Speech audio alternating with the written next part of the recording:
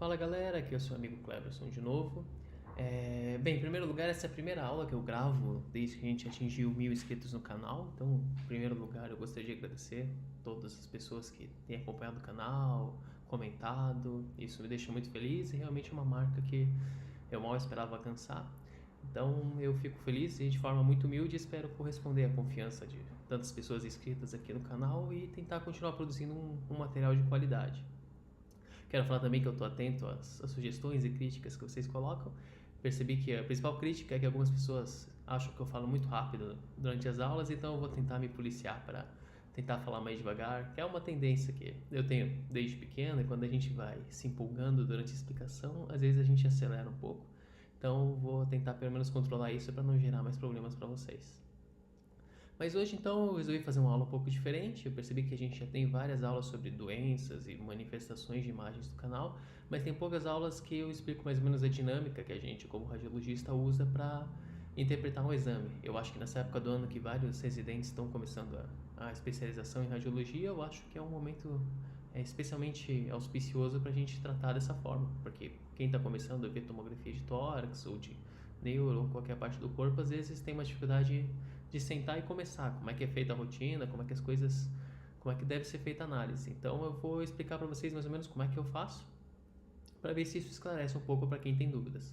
Claro que não existe certo ou errado, isso aqui é uma forma que eu faço no meu cotidiano. Talvez se vocês conversarem com radiologistas diferentes, cada um tem a sua própria sequência, cada um tem a forma que faz. Então isso é uma sugestão, mas não é de forma alguma imutável e pessoas diferentes fazem de formas diferentes, porque foi como eles foram educados. Mas aqui fica só um exemplo então, porque vocês podem usar daqui pra frente, que é basicamente como eu atuo na minha rotina. Então vamos lá. Esse aqui é um exemplo que eu trouxe para vocês de uma tomografia de tórax que eu vi essa semana. É um exame bem subnormal assim, para a gente se atentar mais na rotina e não tanto nas patologias, porque isso a gente vê em outras aulas. Primeira coisa, a gente tem que lembrar que o exame de tórax geralmente vai vir com pelo menos 3 sequências. Uma sequência reconstruída com algoritmo de mediastino e 2 sequências do parênquima pulmonar, sendo uma em inspiração e outra em expiração.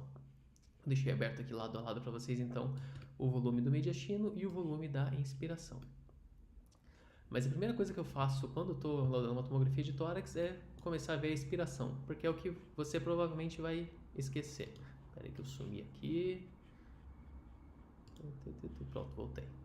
Primeira coisa é ver a expiração, justamente porque se você ficar entretido no parênquima pulmonar, passa a ser que você esqueça de ver a expiração e isso te ajuda no raciocínio diagnóstico. Portanto, eu já começo o exame vendo a expiração, que é para garantir que eu não vou esquecer. E depois, se eu defino se tem aprisionamento aéreo ou não, que é basicamente o que a gente usa a expiração, eu já posso focar nas outras sequências. Nesse paciente aqui, então, a gente dá uma olhada, corre geral desde os lobos superiores até os lobos inferiores, procurando por sinais de aprisionamento aéreo, que seriam aquelas áreas hipertransparentes entremeadas pelo parênquima que aumenta a atenuação normal durante a expiração. Nesse paciente, vocês veem que tem um aumento relativamente homogêneo da atenuação do parênquima em comparação com o exame da inspiração, mas a gente não vê nenhuma área lobular, nenhuma área geográfica de hipertransparência, mostrando que não tinha um aprisionamento aéreo significativo. Depois que eu faço esse julgamento, eu deixo o volume da expiração para lá e foco nos volumes do parênquima e no volume do mediastino. Eu começo minha análise então pelo volume do mediastino, propriamente dito. Na minha sequência, eu começo sempre olhando de dentro para fora, porque como o pulmão é o astro do show da tomografia do tórax, se você ficar muito atento nele, pode ser que você esqueça de olhar as coisas que estão ao redor dele. Então eu gosto sempre de começar vendo as coisas ao redor. Os planos subcutâneos, os planos musculares, as estruturas ósseas, para garantir que eu não vou deixar passar nada. Então eu vou olhando desde lá de cima até embaixo, vendo todas as estruturas, toda a gordura subcutânea, musculatura peitoral, musculatura do dorso, aqui as escápulas, e a gente vai descendo, sempre tentando olhar se tem alguma coisa diferente, uma cicatriz, uma lesão expansiva. A gente vê muitos lipomas e lesões lipomatosas de origem muscular que são diagnóstico incidental. Tanto no homem quanto na mulher é bom dar uma olhada nas mamas para ter certeza que não tem nenhuma lesão detectável na tomografia. Basicamente essa é a primeira análise da parede torácica. Depois eu aproveito que eu desci desde lá de cima e fiquei focado no abdômen e faço a minha olhada geral no abdômen. Embora não seja um exame destinado ao abdômen, como a gente tem cortes do abdômen, faz parte do seu exame, então você precisa dar uma olhada. Dá uma olhada no fígado, na vesícula biliar, nos rins, nas adrenais, sempre para dar uma rastreada para lesões potencialmente detectáveis, como colicistolitíase, nefrolitíase, adenoma adrenal, alguma lesão expansiva no estômago, no esôfago, distal. Porque caso seja detectado alguma coisa, você coloca no seu relatório e sugere um exame específico. Nesse momento eu sempre dou uma olhadinha aqui também no hiato esofágico para ver se a gente tem alguma hernia de hiato que a gente consiga detectar aqui pelo método. Feito isso, eu parto para a análise das estruturas ósseas. Então, ainda usando o volume do mediastino, eu troco para uma janela de osso, que seria essa aqui. E daí eu vou olhando o externo, as clavículas, as porções que a gente inclui do ombro no exame e as costelas. Damos uma olhada geral, costela a costela. Você pode ir descendo de um lado direito, e subindo pelo esquerdo. Fazendo a sua varrida geral para ter certeza que não tem nenhum calo de fratura, não tem nenhuma lesão expansiva, nada diferente. Aqui eu gosto também de reconstruir no sagital, para dar uma olhadinha se há alguma coisa diferente na coluna. Sempre procurar pelo menos as alterações degenerativas da coluna torácica, mas olhar também para ver se o paciente tem algum hemangioma de corpo vertebral ou alguma lesão suspeita para alguma coisa maligna, como metástase ou qualquer outra lesão primária da coluna vertebral. Aqui no sagital também é bom a gente dar uma olhadinha nas costelas. É até mais fácil que no axial, porque você consegue ver elas num plano em que você corta elas no eixo maior. Então fica mais fácil de ver qualquer alteração expansiva nas costelas. E depois eu volto para o plano axial. Então agora a gente volta para o nosso janelamento de mediastino, que é esse aqui. E agora a gente vai analisar o mediastino. Eu começo olhando lá desde cima, como a gente inclui no campo de visão a porção mais distal do pescoço. A gente sempre dá uma olhadinha na tireoide, ver se não tem uma atenuação heterogênea, se não tem nenhum cisto, nódulo, alguma lesão detectável por aqui. E daí nós vamos descendo. Vemos os vasos da base aqui que se originam do arco aórtico. Dá uma olhada no arco aórtico para ver se não tem calcificações atenuatosas, aneurisma, qualquer lesão diferente. Uma olhadinha no tronco da artéria pulmonar. Como esse é um exame sem contraste, a avaliação dessas estruturas fica um pouco limitada, mas é sempre bom dar uma olhada, pelo menos para você ver uma alteração grosseira, um aumento do tronco da artéria pulmonar, que sugere uma hipertensão pulmonar, aneurisma, qualquer alteração do gênero. Descendo, a gente pode dar uma olhada no coração. O coração também é difícil de você analisar sem o uso de meio de contraste, mas se tiver uma alteração grosseira, uma alteração morfológica, aumento de câmaras cardíacas, é possível sugerir mesmo um exame sem contraste. Depois eu subo e dou uma olhada no mediastino propriamente dito, nas estruturas mediastinais, a gordura do mediastino anterior e mediastino médio, para você ver se não tem nenhuma lesão expansiva, um cisto de pericárdio, uma lesão expansiva tímica, uma metástase ou alguma coisa do gênero. Aproveitando que eu estou olhando o mediastino, eu também olho as cadeias linfonodais, procuro para ver se tem alguma linfonodomegalia que chame atenção, principalmente na região paratraqueal, que é muito comum que a gente tenha, na região subcarinal, nos hilos pulmonares. O uso do meio de contraste facilita bastante, mas quando a gente tem um tórax alta resolução sem contraste, também é possível procurar linfonodomegalias. Depois disso eu subo novamente e dou uma olhadinha na traqueia, para ver se a traqueia está patente, se não tem nenhuma lesão expansiva que está se originando dela, ver se não tem nenhum brônquio anômalo, que nem um brônquio traqueal, e ver a ramificação aqui na carina. Dá uma olhadinha nos brônquios principais para ver se eles estão patentes, se não tem nenhuma lesão expansiva, e sempre dou mais uma checada na região subcarinal, para ter certeza que não tem nenhuma linfonodomegalia. Depois eu subo e dou uma olhadinha no esôfago, vejo se não tem nenhuma lesão expansiva, nenhum tipo de alteração detectável pelo método. Nesse paciente aqui era um esôfago normal, pequenininho, nada diferente. E basicamente essa é a minha olhada geral. Mediastino você tem que ir e voltar várias vezes. Você tem que ir e voltar várias vezes porque são muitas pequenas estruturas que podem ter várias alterações, desde calcificações vasculares até lesões francamente expansivas. Mas com isso a gente já consegue cobrir uma boa parte das patologias que aqui podem acontecer. E agora a gente chega na parte mais importante do exame, que é o pulmão propriamente dito, já que a maior parte das queixas da tomografia de tórax é para analisar as lesões pulmonares. Nesse momento eu sempre deixo aberto lado a lado. Perceba que eu estava com o pulmão aberto aqui, mas até agora a gente não deu muita atenção para ele. Mas agora as coisas mudam. Primeira coisa que eu gosto de fazer, mantendo a janela de mediastino aberta e sincronizada com a janela de pulmão, eu vou aplicar um filtro de pulmão na janela, no algoritmo de reconstrução do mediastino. Porque daí eu tenho uma análise comparativa entre o mediastino com o pulmão e o filtro, o algoritmo de pulmão propriamente dito. E aqui a gente pode fazer uso daquelas ferramentas que a gente tem nos nossos visualizadores de imagem, principalmente o MIP e o MINIP. Só vou mexer a minha câmera aqui para ficar mais fácil. A primeira ferramenta que eu uso é o MINIP. O MINIP é a intensidade de projeção mínima. Basicamente, quando a gente faz um exame de imagem, na tomografia, quando o técnico reconstrói, cada um desses pontinhos, cada um desses pixels que formam a imagem é uma média de uma determinada espessura, meio milímetro, 1 milímetro, 2 milímetros, mas tem várias estruturas representadas nesse corte.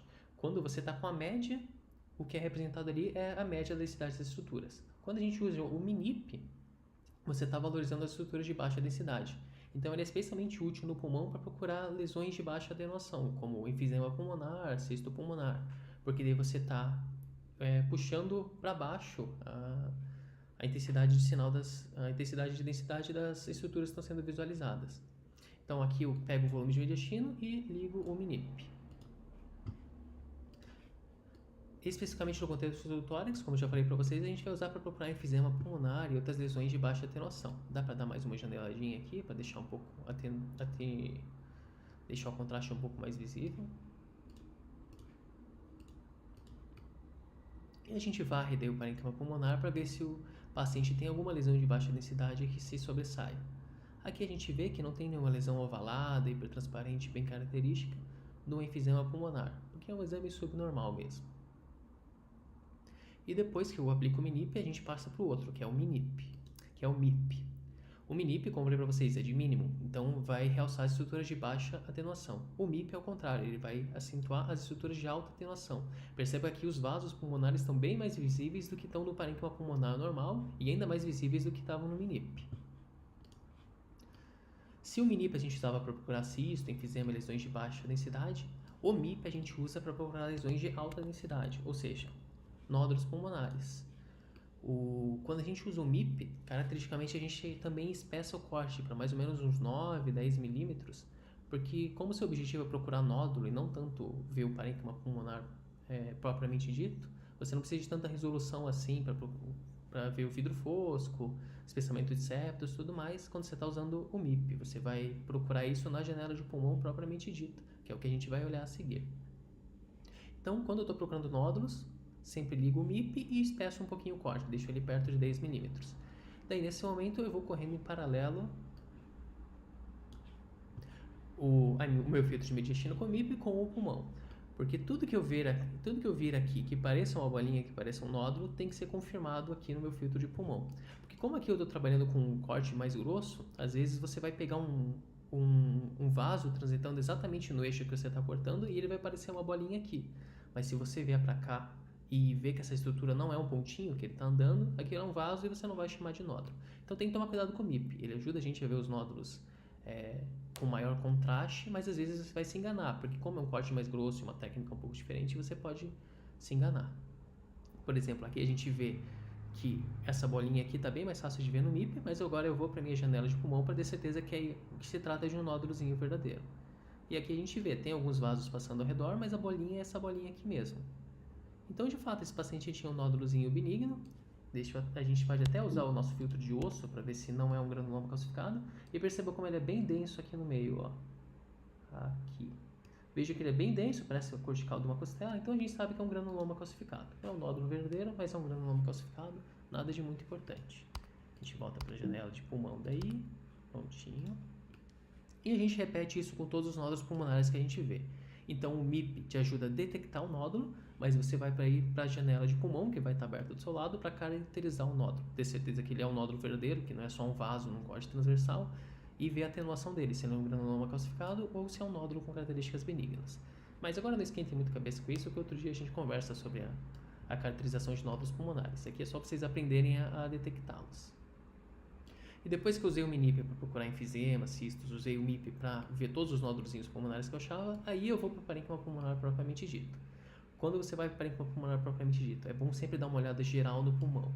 Por olhada geral no pulmão, o que eu quero dizer? Você vê se ele tem todos, se o paciente tem todos os lobos, porque já aconteceu de eu deixar passar pacientes que tinham lobectomia por câncer de pulmão, e é realmente constrangedor quando você vai discutir com o seu chefe, você viu que você deixou passar uma cirurgia pulmonar, mas é que às vezes o paciente há bastante tempo fez a cirurgia, daí os outros lobos ocupam os espaços no tórax e você, se não estiver prestando atenção, pode deixar passar.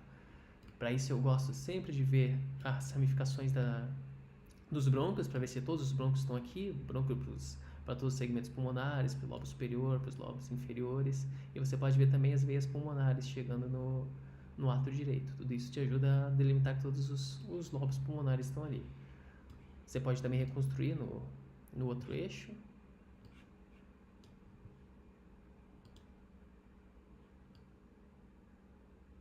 Deixa eu só ele carregar aqui. Aqui. Você pode reconstruir no outro eixo, ver as cisuras, se tem uma cisura acessória, alguma alteração do gênero, que também vai te ajudar a ter certeza que a anatomia pulmonar está normal. E daí eu volto para o plano axial